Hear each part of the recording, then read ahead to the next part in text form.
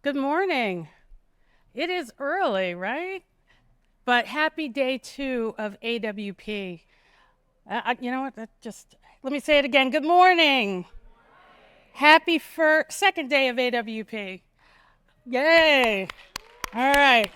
My name is January Gill O'Neill, and I am a board member for AWP. I've been with AWP officially since 2015, but ODU, back in the day, AWP started at ODU, and I was an ODU grad, so I have a long history with AWP.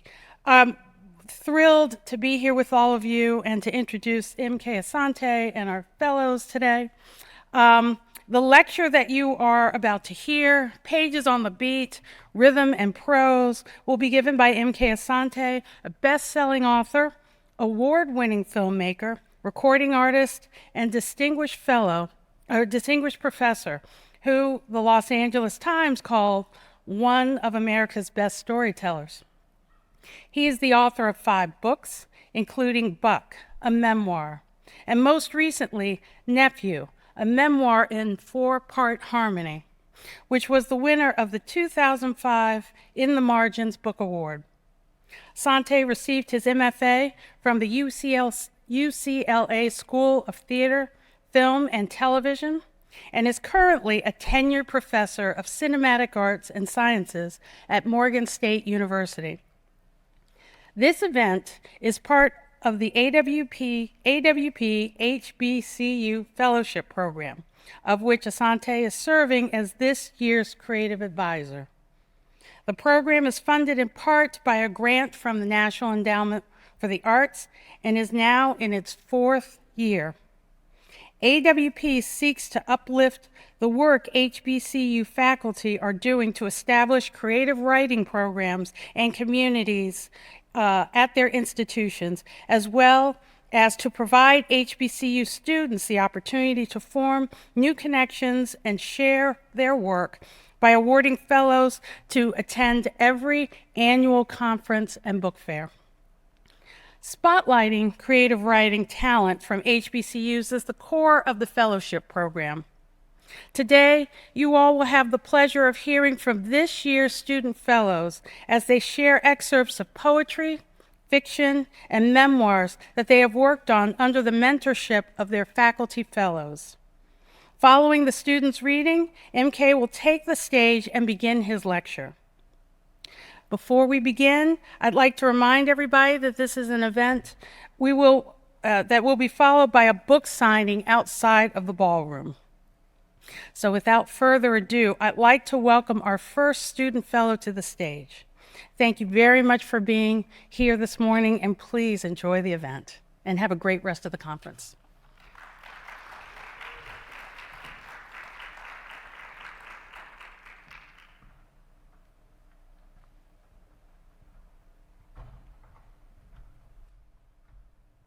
Good morning.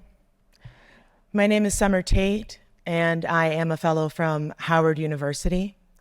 The poem that I'll be doing today is called The Ghost of Malaga. I am a descendant from a small community outside of Pittsburgh, Maine, called Malaga Island. If you are not familiar with our history, please look up the history of Malaga Island, but in this poem, I will give you some. The Ghost of Malaga.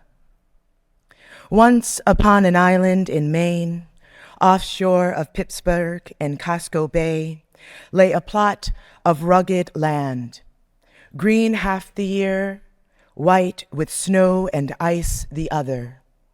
There a small community slept on the edge of wicked tongues. We were fishermen, fisherwomen, fiddlers, masons, loggers, and washerwomen, grandmothers with grandbabies on their knees, lived in a small ship-like cabin homes with wood-burning stoves that baked the walls, roasting brown hues into once white summer lace. Until one day, the fog of eugenics rolled in, fragmented their faces with a greed for flesh, carrying the fanged smile of the devil in the wind, blew in, turning our family's aisle into darkness an empty place, full of Maine secrets, a mark that can't be erased. Us, Yankees, African, Scottish, Irish, Portuguese, of that Victorian vacation land, couldn't escape the haze from flaming chatter about the Malagites, which went far beyond casual bigotry. Rumors spread from the newspaper headlines described us as a shameful disgrace.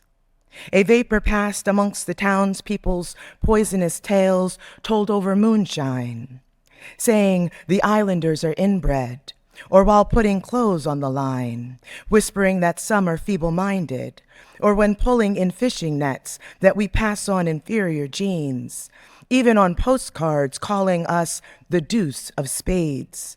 That'll be me, these jeans, this face. And while my granddaddy played and slept behind tar paper walls, reports wrote that their homes were shacks. Yet the islanders lived with hard scrabble for over a century as they battled winter cold, summer heats, and insects that stung and bit. When the snow piled like the slander, they pulled in lobster traps and laundered linens on Shell Beach. You can still find buttons tossed in the waves by Eliza Griffin's place. Haunted by hushed murmurs, our little island was seen as a moral indignation. First, missionaries came. Mr. and Mrs. Lane built a school and taught the Christian way to clean the soul and wash the hands and keep the sinful days away. Yet the mist rolled in on misled mutters, seeping behind closed doors, hung in the air, as its venom brought the governor's cameras for us to smile for, fanning newspaper flaming accounts, coiling like snakes. Drew eugenics' watchful eye, as its hooked hand took the Marx family, tested them, deemed them unfit, swallowed the whole lot into the home for the feeble-minded. Where their families lined, stayed in the beast of the belly silenced. Later in 1911, the Governor's Council of Pittsburgh, Maine, and the rest said, leave or be burnt down. Some say on that July day in 1912, they did that burning, pulled up our stakes, displaced our race. But we know how we left and took our homes with us, each board, each window, steadied on a makeshift barge to drift like smoldering coals into the haziness of an unknown that has been quiet for centuries. That same year in November, as the ground grew cold, men in their fishing boats or dinghy boats with their shovels and boots to dig and pile bones of graves were defaced. The Griffins, the Eason children, the Tripps, 2 Griffin children, a Johnson, Elizabeth Darling, a Marks, and a Murphy, each wrenched from the firm earth like mollusks from its shell, placed in 5 wooden boxes to cross the frigid waterways, inland to New Gloucester, Pineland Cemetery, beside the water no more. And Laura Tripp was buried there, my great-granddad's mom, who didn't survive the second winter, on their houseboat, died amongst her children's embrace. Today, mainlanders use Malibu to talk about us, mixed-skinned people from the island out there in the storybooks. And here, behind this pen, this poem. Thank you.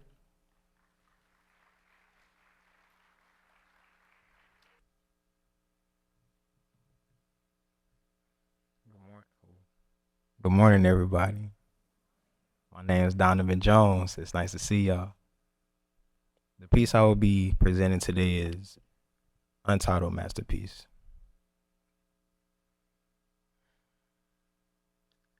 I grew up a gangster in descent. Community revelation and progress. That's what Crip really meant. I thought it was all love, but nobody was there when I was going through my I've been fasting for the past few days. I've actually been fasting for 2 weeks straight. That's 14 days, 336 hours. No barber, but a lot of my demons done caught the fade. I'm disappointed in the choices I've made. I'm great. People be talking while I'm talking, so like my middle school teacher, I'll wait. The life I live is a mile straight, no twists or turns, just born old dying. You live and you learn. When you find something genuine, hold on to it firm. If it hurts, you don't be a fool. Let it go. Cause mama ain't raised no joke. And everything I said was off the mind.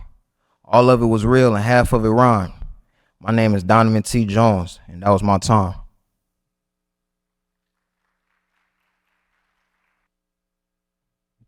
Hi, y'all. My name is Grace Ann Elinsky, and I'm here from Jackson State University, the I Love from Jackson, Mississippi.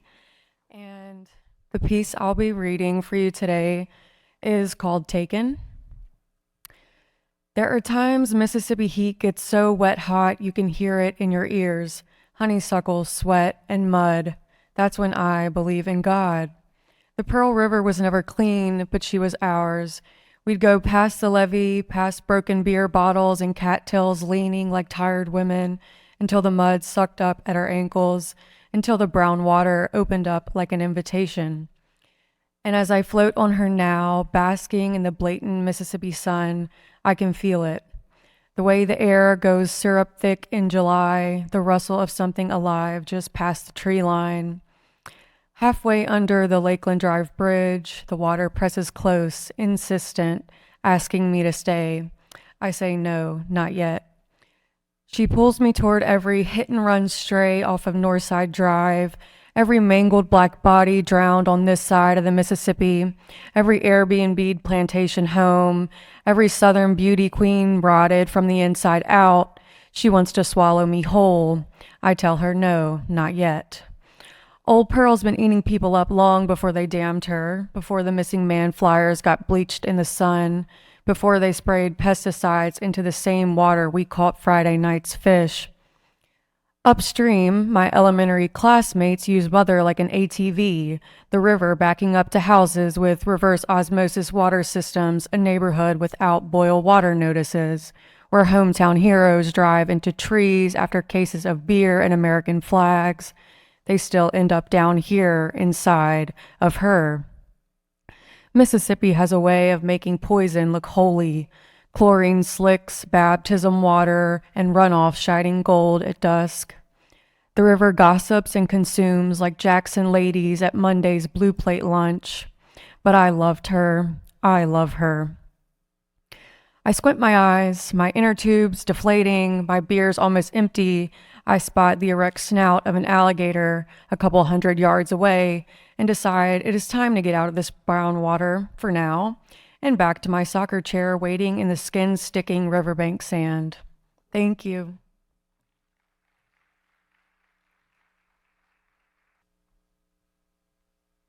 Good morning.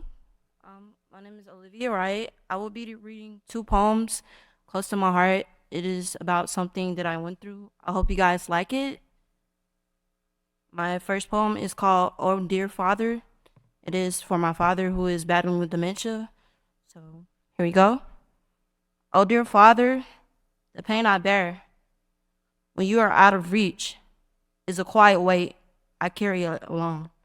To know you may forget me soon, that my name might loosen its hold, and your memory is a grief I cannot feel, only brace against.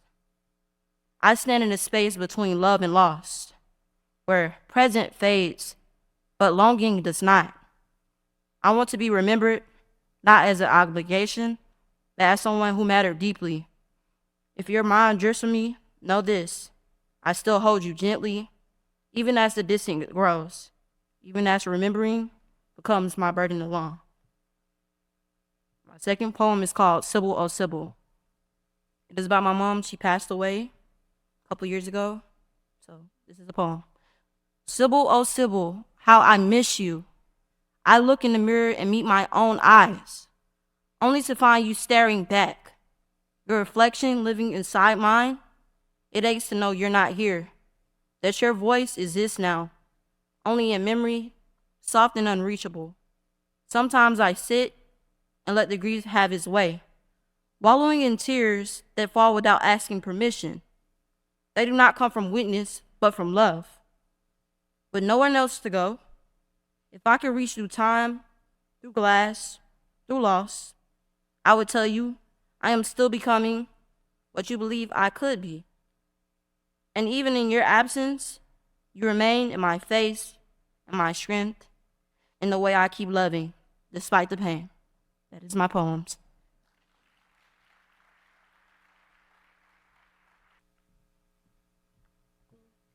Good morning, everyone. My name is Jolette Lima, and I'm from Morgan State University.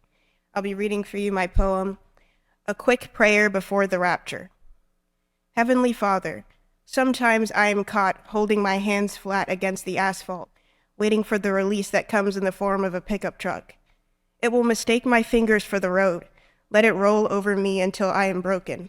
Holy water stings my eyes and wets my cheeks, and my knuckles are covered in darkened tire streaks. What good is knowledge of the sin if it cannot be remedied? Even though I do not want to die before sundown.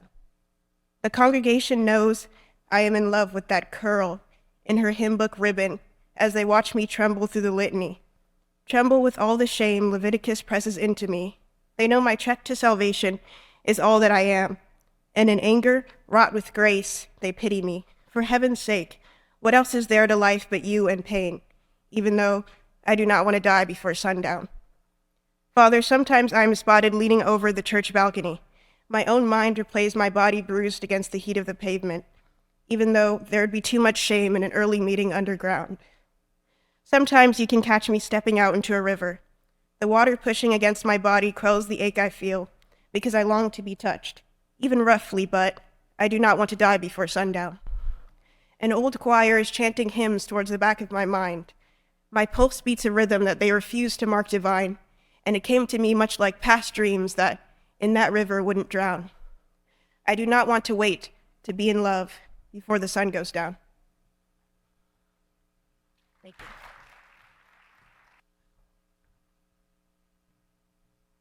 Hi, good morning. My name is Kasaya Drummond. I'm a PhD student at Morgan State University, and the poem I'll be reading today is entitled, Their Eyes Were Watching Me. There was celebration in being a child, swaddled in hugs, coated in care, assured in guidance held closely by hand, raised in the direction of women who loved me and smiled, an affection that raised my joy with gentle eyes, preserving the fragility of love in me.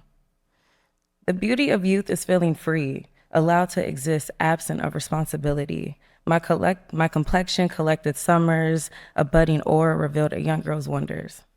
Cheeks high, closing my eyes, were the days I gave happy a frame. At the park cartwheeling, my midriff caught the breeze. I landed firmly, flaunting my stance with hands on my hips that never existed. The blossoming shifted my shirt and thighs made an appearance. I was full of delight until I twirled and saw the gaze that always watched me speak with no words. It was then I saw how their eyes were watching me. Over sleepover gossip and genuine curiosity, comparing our measures and our mysteries, I painted my nails, wore my favorite tee. It fit a bit tighter, but I pulled it down slightly. My clothes are beginning to fit differently because when I wore a skirt, I was told to wear jeans. They said my outfit made me look fast, but I disagreed. I'm only fast when someone's chasing me. It's easier to run when my legs can breathe, and on the monkey bars, short sleeves give me room to reach. Their eyes have always watched me, but now there's a problem every time they see me. A friend I've known since we were 5, he stares at me longer and I'm unsure why. I was told to change because a man was visiting my house. I thought it was safe here, but my family has doubts. Everyone monitored my growth with a traumatic supervision. Their eyes were watching me, but I was silenced in unforgiving lessons. I own insecurities that aren't mine, from outgrowing innocence rapidly. My beauty was a shame coated in protection, but did I mention I never asked for the attention? I'm telling the truth no one believes. Sex knew me before I had an identity. For my body has been everyone's to consume, groomed from learning who not to be instead of who to avoid. But may I ask, where was safety for me? if it's not at home, nor alone, or in this body. Thank you.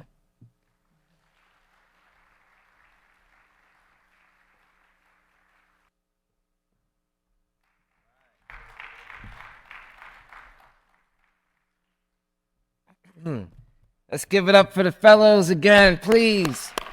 That was beautiful. That was amazing, amazing. Great way to start the morning, inspired by all those poets. Thank you so much for your voices. I want to thank Autumn and all the organizers at AWP January and everyone on the board and everybody for organizing this wonderful event, celebrating all of these wonderful writers. Today, I'm going to talk, funny story, I didn't have any, this is like typical, right? It's funny, there's so many interesting stories, but I didn't have any books, my own book, any of my books. And so when I thank you, so when I got here, someone had to thank you, Autumn, for grabbing these books for me, because I needed them to talk about what I want to talk about and to also read. But it reminds me of Amiri Baraka, who Amiri Baraka was a mentor to me many years ago before he passed.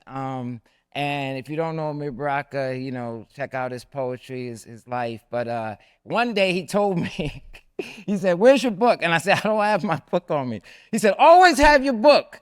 And I feel like I let him down today, so my bad, Mr.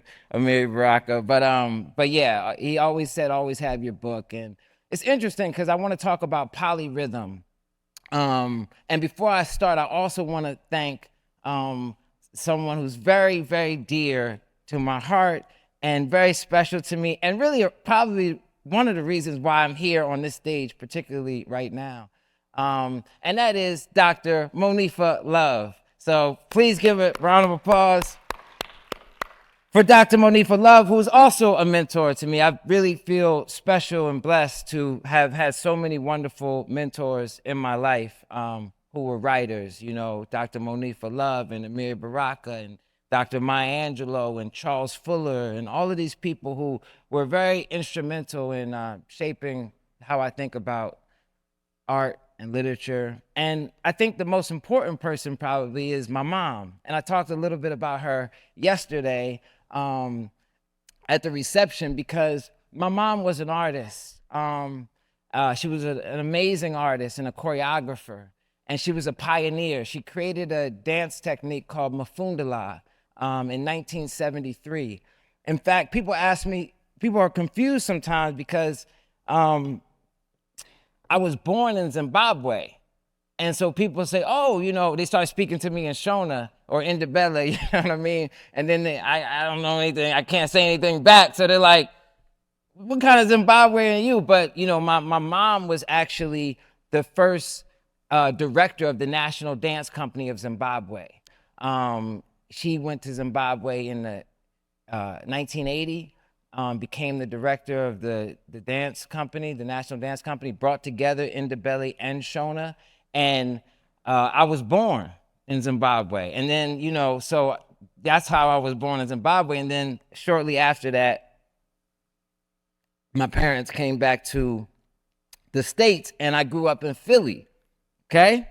And that's where all my literature takes place. Most of my stories take place in terms of my memoirs in Philly. And I talk about polyrhythm and on beat because my mom was a dancer, okay? So I grew up in a lot of environments around African dance, and this dance technique that my mom created called Mafundala means essence, right? And when we talk about essence, she's talking about the essential rhythm of life, that heartbeat. And she created Mafundala based on African polyrhythms and sounds and things from the African diaspora. I'm gonna take you through a little journey because my mom's idea about rhythm has influenced me greatly as a writer, and she was a writer as well. But it influenced me greatly. My first memoir is called Buck, and in this memoir, one of the things I do is I have what I call polyrhythms, or, you know, sometimes I also think about them as layers, essentially, right? But these are like different beats that are like happening simultaneously, you know, but working toward the same narrative goal. And so I'm gonna share a little bit of Buck with you, and then kind of give you some insight into. And so Buck tells the story, by the way, of growing up, like ages like 13, 14 to about 17, 18. All my memoirs are written in the first person present tense. So like that immediacy. And all right, here we go. So this is the opening of Buck. And my big brother is a huge part of Buck. My big brother, you'll learn about him here. Okay. Try to get the book in the. This is for all the fellows. I'm gonna get the book in the shop. You know what I mean? So when they see the book, you know. Yeah, because like if I did it this way, they wouldn't get it. But you gotta do it this way. Okay. Here we go. The fall in Philadelphia. Outside is the color of cornbread and blood. Change hangs in the air like the sneaks on the live wires behind my crib. Me and my big brother Uzi in the kitchen. He's rolling a blunt on top of the source. The one with Tyson on the cover, rocking a kufi, ice grilling through the gloss. Uzi can roll a blunt with his eyes closed. He cracks, splits, busts. The Ross crews in Philly are all 3 letters, he tells me. I read the cover through the tobacco guts and weed flakes. The rebirth of Mike Tyson. I'm not good. I'm not bad. I'm just trying to survive in this world.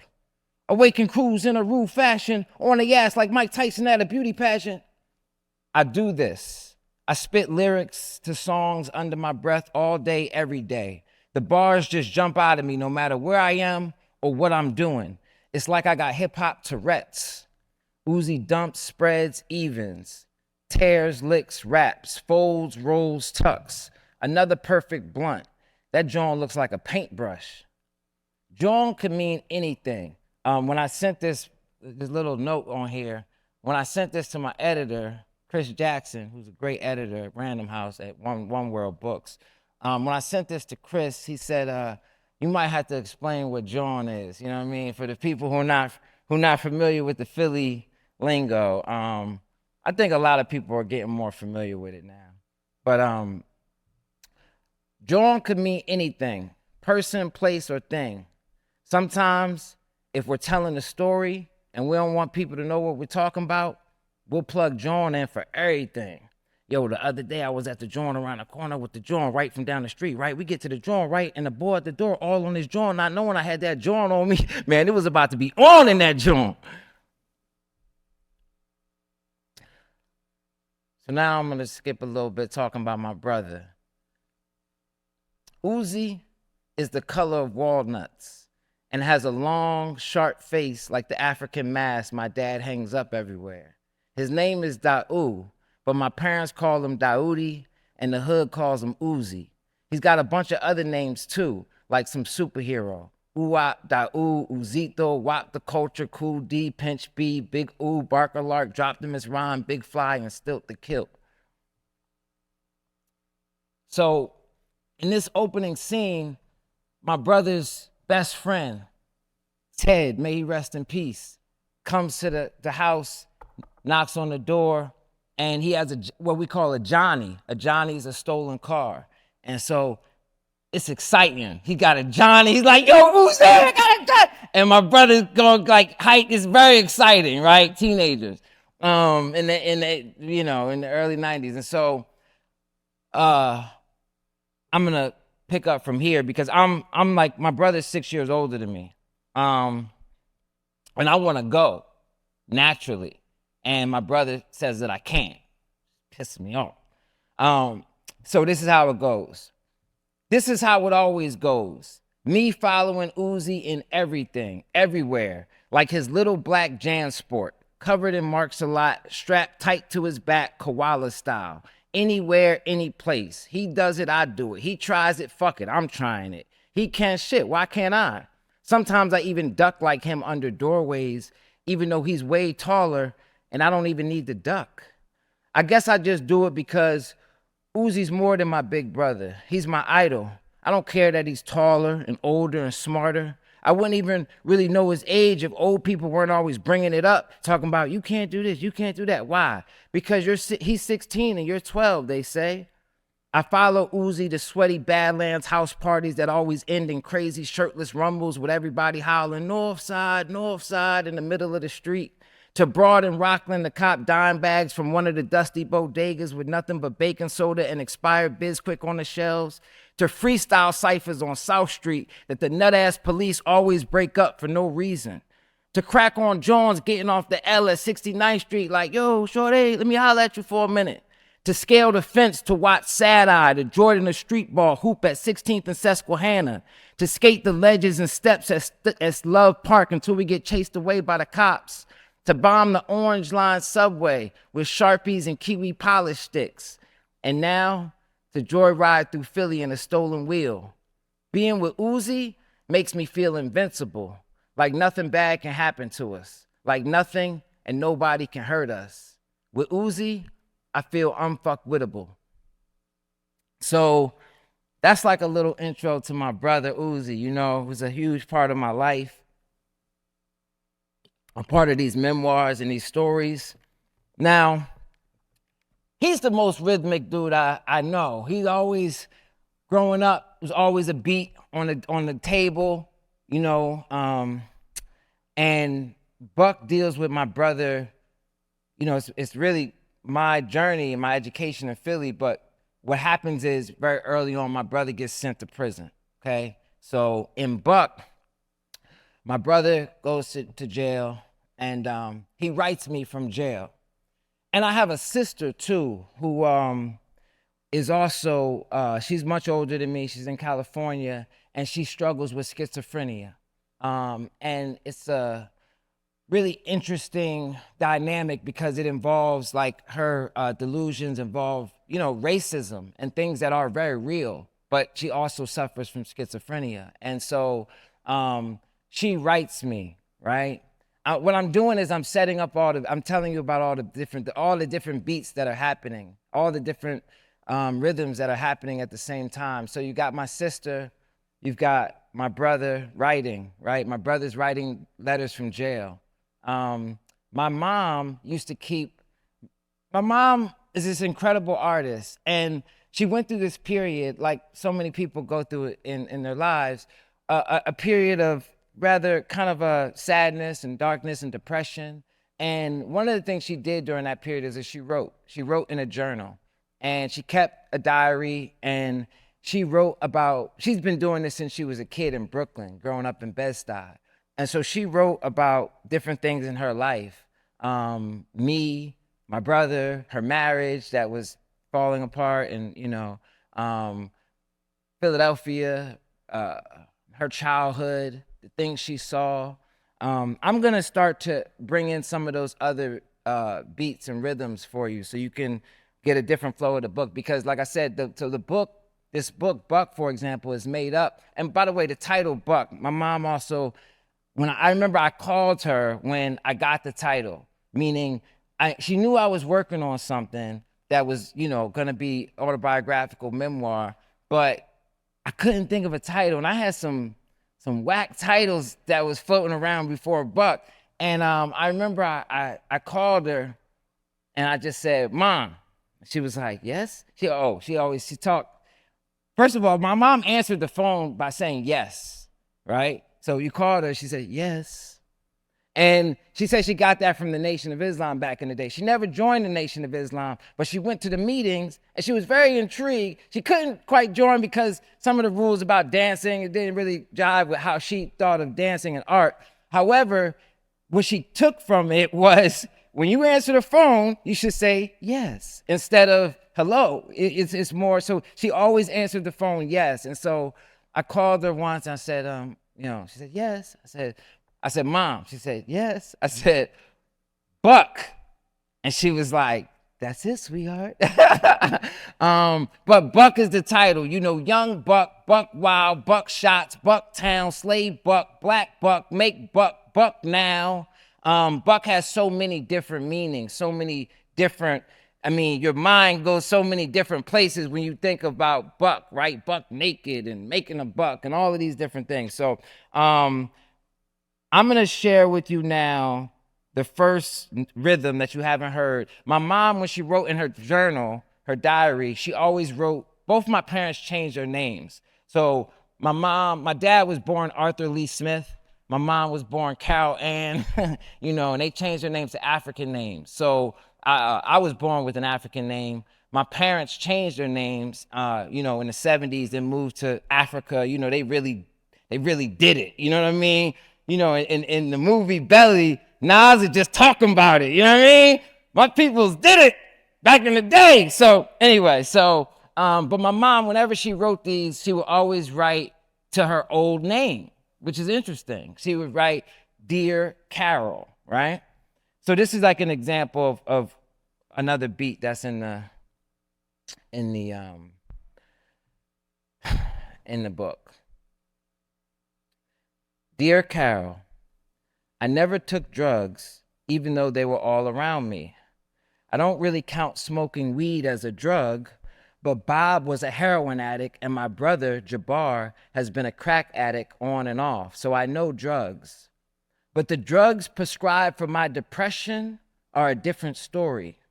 They serve the same purpose as crack or heroin, a way of escaping, of turning away from the pain. I got to remember that. And an excuse to leave the planet momentarily. My drugs are legal, but the result, the high, feels the same. It doesn't make much sense to me that a doctor could know what medicine to give someone for depression anyway. Depression is so specific, so historical, and so particular. How could a pill deal with all that? The pills don't deal with any of that. All they do is make time go by, dulling my senses and making me sleep. Taking my meds is like a sign on my door that says unavailable. It works. The only person to ignore the sign is MK. At least when he was younger, he ignored the sign. But now, as a teenager, he keeps his distance and tells other people, Mom don't feel well. MK is staring at a woman who doesn't seem herself. It's not that I'm not myself, but I have buried myself so that I don't feel any pain. Daoudi doesn't get it, and it makes him angry. Milo accepts it even if he doesn't get it. I'm in my bedroom, either in bed or in my chair, but always out of commission. I'm in a fog, and I prefer it that way. There are moments when I can function, but the point is, I don't want to function. I want no part of this life. The pills aid my escape. Sometimes I take more than I'm supposed to. No one knows what I'm taking, just the doctor. I keep stockpiles, always making allowances for that day when I might need to permanently leave. Leaving has been on my mind most of my life. My first attempt at suicide was at 12. I tried to overdose on aspirins. I was 18 when I tried again. I took an overdose of pills. I was hospitalized. I didn't tell my family. So now I have my stash just in case I need to permanently check out. That's a small excerpt from her diary entry. So what I did in the book, in Buck, was I wove in those diary entries into the narrative. So into my narrative, you're reading my narrative, and then you'll go into her stories, and then you'll go into, like I said, my sisters, and you'll go into lyrics. And so all of these beats are happening. In Buck, I used a lot of lyrics from the time period that I was growing up in. So you hear a lot of lyrics from the artists of those days, the hip hop artists of those days. And then as you get toward the end of Buck, you start hearing my own voice as the lyrics and the poetry. And I want to share another beat with you. Interesting talking about beat. I actually got to, I mentioned Amiri Baraka earlier, who I kind of got to or found because of the beat. The beat writers are actually what kind of allowed me to discover Baraka. That's how I first heard of him, as Leroy Jones, kind of after reading, people like Ginsberg and people like Ferlinghetti and all of these people, and then I saw there's a black dude that was in the Beat Generation, and then I discovered Baraka, and then I was at the poetry festival in 2000 and whenever that was, when he read Somebody Blew Up America, which caused a lot of controversy. He told them before they made him the poet laureate. He said, "Do you know who I am?"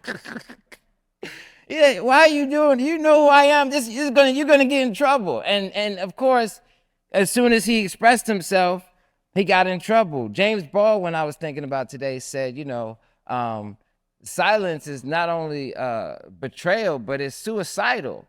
But these are people I've been thinking about a lot lately. But I saw Baraka do, and he was also someone who embraced polyrhythm.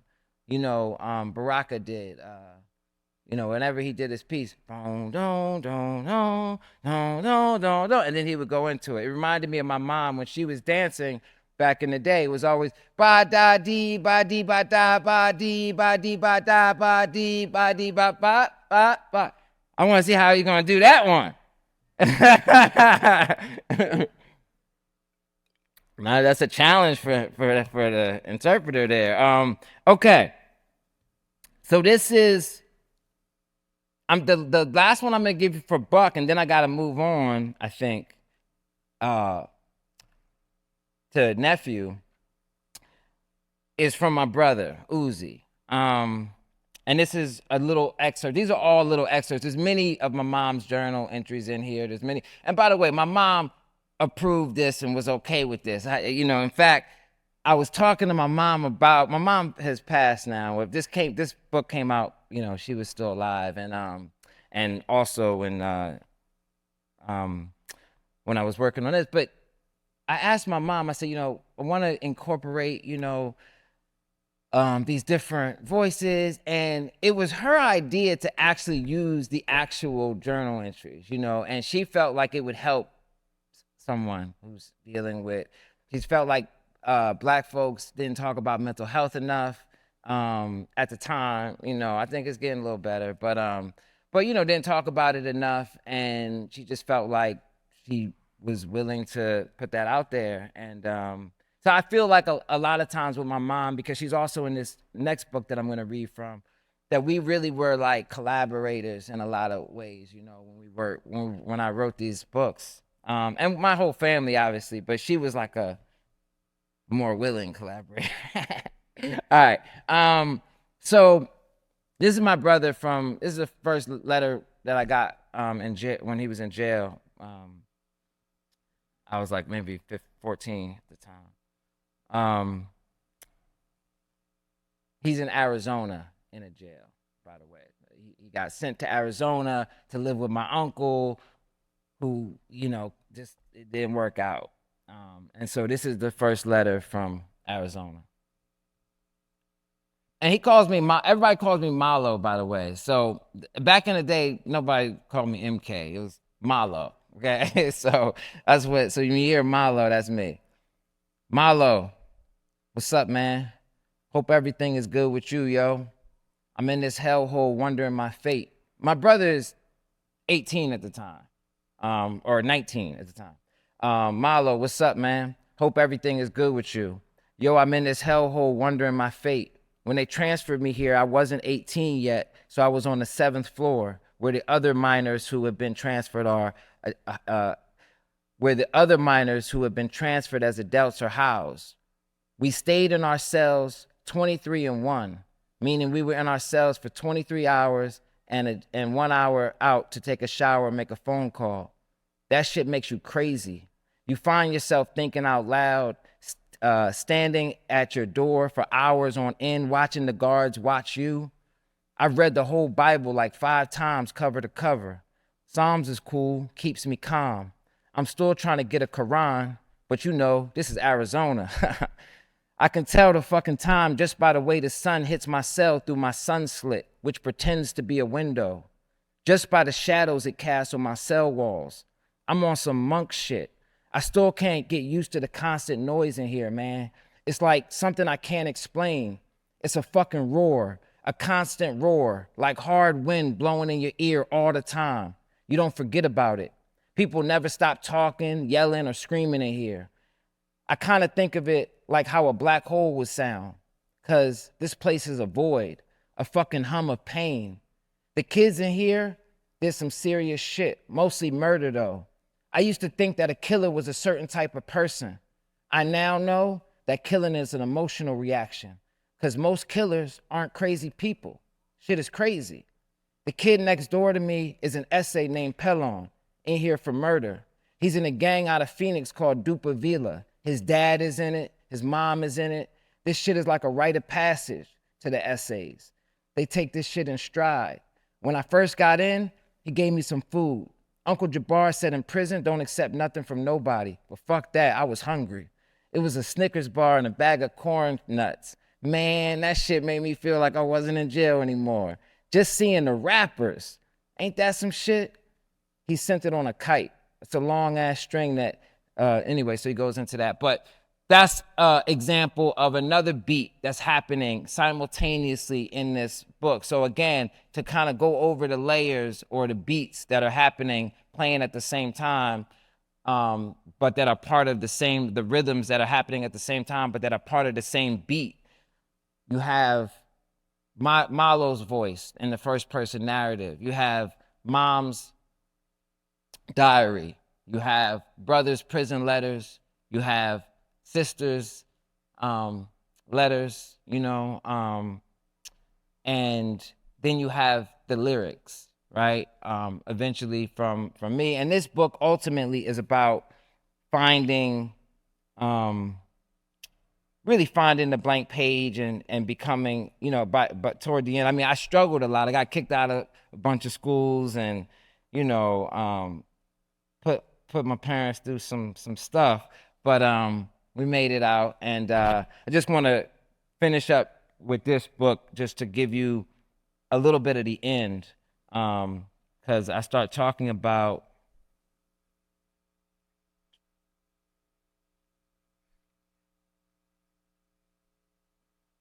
okay.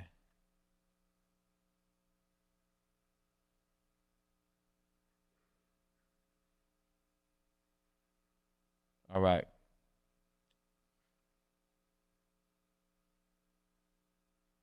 So, just gotta pull this up here.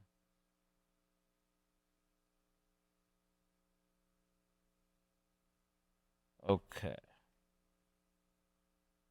You would think it would be easier to find this stuff in your own book. Like, who made this? Can't even get mad at anybody else. I just gotta. Okay. The blank page begs me to tell a story, dares me to tell one that's never been told, and to tell it like it would never be told again. The blank page lights up a room in my heart that I didn't even know existed. I start reading and writing in this book, and by the end of this book, I'm graduating high school, leaving high school, and there was a passage I was looking for. I can't find it, so I'm just gonna skip it right now. But this book kind of deals with all of those different rhythms and voices, and like I said, this is a memoir. Now, this is my latest book, Nephew, or my latest memoir, Nephew. And Nephew is also written in that same style where there's lots of different rhythms happening at the same time, but the rhythms are different now, and the beats are a little bit different. So with Nephew is kind of, I need y'all to follow me on this, all right? It's gonna be kind of, it's complicated. Family is complicated, right? So, Nephew is a letter to my nephew, who I love so dearly. Shout out to Nasir. Nasir is my brother's son, okay? You know my brother Uzi because you met him in Buck, right? This letter is written to Nasir when he's in the hospital. Nasir was shot 9 times in Philadelphia, okay? Now, me and Nasir are very close. Nasir and my mom are very close. Nasir is a rapper and an artist, amazing talent. Nasir records music at a studio that I built called Wonderful Sound Studios. It's the same place that my brother actually records music. It's called Wonderful Sound Studios. Nasir is 18 years old and has never met my brother ever. And so my brother Uzi has this child, Nasir, who is very close to my family. He's an artist. He records in this same studio that his father records in, using the same beats. Like they use the same beats. Like my brother picked the beat because he liked it. It was like, yeah, this is hot. Decided to rap on it. Nasir picks the same beat and they rap on it. Never met each other. Now this is not a, this is a difficult story, right? Because they lived at one point 10 minutes from each other, right? But that never happened. And so this book features a few different voices. I'll read the opening and then I'll kind of give you a little taste of the beats, how I did with Buck. Dear nephew, it's really a letter to my nephew. It's an epistolary memoir. Dear nephew, it's 3 a.m. My veiny hands shake like leaves as I write you. You're unconscious in the ICU at Temple University Hospital. Rain streams outside, tears inside. The sky is off black. The clouds are thick like blunt smoke, and the air is hot and heavy with pain, shots, screams, moans, bloods, piss, smoke, cries, prayers. I can smell the stress. You are nowhere near alone, though.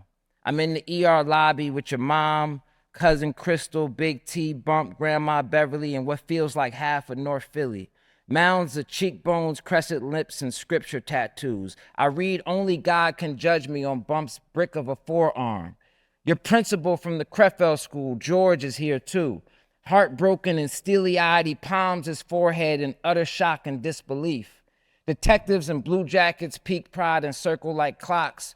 White coats with clipboards scramble in and out. Temple police and neon windbreakers stalk the hallways. Nurses whoosh by, scrubs striding in urgent purpose. Bloody sneaker prints stamp the hallway vinyl. They don't let any of us go back to the trauma bays, not even your weeping mom. She snaps on the staff. I need to see him, she pleads with the front desk. She wears cornrows and an oversized black t-shirt that says, no excuses. The O is a weight plate and the X are 2 crisscross barbells. The lady at the desk places a hand over her heart and shakes her head with sympathy, her voice stern, her gaze gentle but on point. I'm sorry, ma'am. Really? Y'all not gonna let me go back there and see my son? Her thunderous mama bear voice cracks in heartbreak. Security surrounds the desk. Nikki, you gotta let them do their job, Crystal says to your mom, rubbing her shoulders to calm her. Your mom is what my mom, your grandma, she prefers Ina, which is Swahili for grandmother, calls a textured woman. Ina describes a textured woman as a woman with her hair plaited and then unplaited, with the ripples remaining as she sashays from corner to throne. Ina, who is just getting out of the hospital herself, wishes she could be here with you too, but her illness, MSA, multiple systems atrophy, makes it too painful for her to travel. She says, after a life devoted to dance and movement, that she can't count on her body anymore. And so this begins a letter to my nephew where I'm not only talking to him about what's going on in the environment that he can't see because he's in a coma, but I'm also regretting the fact that there's so much that I haven't told him. I didn't tell him. He used to ask me, do you know my dad? And it's like such a weird question. Like, your dad was my idol my whole life. You know what I mean? Like, of course I know your dad, but at the same time, like, he was my idol when I was a child. But now I have children. Now I have a nephew that's like, someone who I'm responsible for. And I can't look at my brother the same, and that's like very difficult experience emotionally, when you have such love for someone, they're such a genius, but I told my brother once, I don't have no friends that don't take care of their kids. I don't rock with nobody like that. I can't rock with that. You know what I mean? Like, it's just, so what am I, and I felt so conflicted, in this situation. And they're both so talented. And Nephew, instead of using lyrics from like other artists from the 90s, and Nephew is mainly lyrics from my brother and from my nephew. And the voices in here are quite deep for me. My mom is in here, and I wanted to get to that. I don't know if I'm gonna get to her. She talks about, I do want to give you a little taste of her before I get into something else. So this chapter is called Double Dutch Chronicles. In all my chapters, for all my memoirs, every chapter, I usually have short chapters, and they usually have titles themselves. So this chapter is called Double Dutch Chronicles. And this is from my mom, this particular journal entry. She says, "Dear Carol, I remember running down the steps of my apartment building, although I didn't call it that then. It was summer, and it seemed that everyone was outside. The stoops were crowded with mothers, sisters, grannies, and miss this and miss that.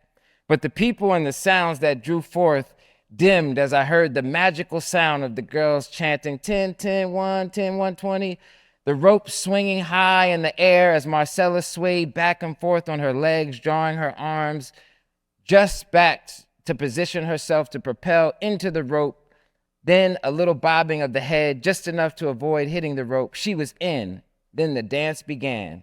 She steadied herself between the ropes, calculating the tones of the rhythms as if she should change her pace or step. She was completely in the rhythm now, and it was time to turn and hop a little and turn some more, touch the ground and more to the left and then to the right. Everyone was watching, encouraging, and I stood where I always stood, admiring Marcella, but yes, riveted on the mechanics of the jumping and the soulful calls of the ropes. These were the big girls jumping. They must have been 10 or 11. I was only 6 at the time, and they didn't even think of me when they invited people to play. Marcella jumped out with ease, never collapsing the ropes, which was a sign of a beginner. I was relegated to a single rope, and that was fine, but it was double Dutch, and its rhythms were calling me. 10, 10, 10, 1, 10, 20, 10, 10, ya, ba, di, what? To various hues of brown, cocoa, almond, and cashew glistened in the sun. If they were sweating, I couldn't tell. Instead, I saw pearls running down their foreheads and necks. These girls were princesses, and I was their lady-in-waiting to enter that sacred arena and claim my place in the pantheon of jumpers. One day they were short a jumper, and they asked me. Didn't even know my name, only knew I lived down the block. What? Me? Jump? Me? Turn? At first, I turned to make sure I wasn't I turned to make sure I wasn't double-handed. That was when the turner favored one side, the other, and disrupt the evenness of the rope, making it more difficult for the jumper. I wound the ropes in each. So that's my mom talking about her first experience with rhythm and jumping, and how, my mom, when I would go to her shows, choreography, and you see her shows, she was very influenced by things that Black people did, like jump rope. So you would see that as a part of the dance, the sounds on the subway, Broad Street in Philly. She has a piece that deals with that. The move bombing in Philly. Ramona Africa was in one of my mom's pieces. She's one of the survivors from the move bombing in Philly. So my mom always integrated what was happening in the world. I also there's a new voice in this book that I want to talk about too. I mentioned it, you heard it mentioned in my mom's journal, and this is rather deep, because in this book, after my mom passed, I was going through all different things, and I'm still going through things. And I found a journal that wasn't her handwriting, and it was actually Bob's handwriting. She mentioned Bob in her journal about drugs. He was a heroin addict. And so Bob in 1969 wrote a series of letters to God. And I'll give you, those are woven into this narrative as just the same way that I wove, lyrics and other things into the other narratives. It's all working polyrhythmically. But this is a quick excerpt from 1971.